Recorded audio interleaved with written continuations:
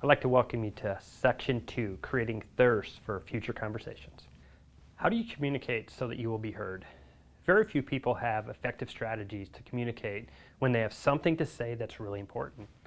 Often our passion to get the other person to see our point overrides our compassion for them, so we resort to strategies that destroy relationships.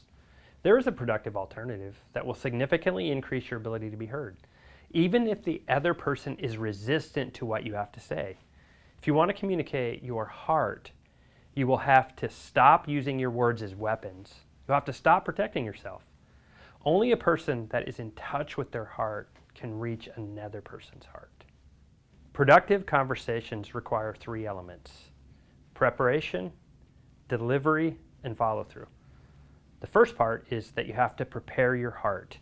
In order to have an effective conversation, you have to take time to prepare for the conversation. The first thing to work on is your attitude. How is it you're coming across?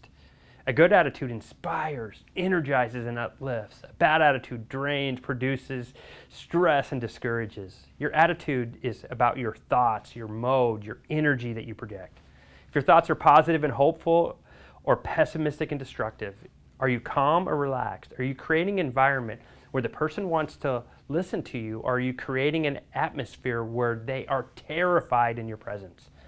Second part of preparing for a conversation is focusing on your motivation. What message do I want to leave the other person with after this conversation? Do my words communicate my dissatisfaction, disapproval, and rejection, or do I leave them feeling accepted, valued, appreciated, and important? In order for you to have an effective conversation, you have to determine what you want and what you want to leave them with.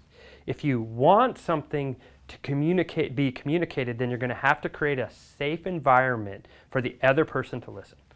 Not only do you have to work on your attitude and your motivation, but you also have to work on your priorities. What do I want for myself? What do I want for the other person? You have to learn to prioritize the other person's well-being. Treat them like you would a friend. Be pleasant, inviting. When you have a conversation that isn't just about winning the argument, the other person will delight and will appreciate the opportunity to talk to you.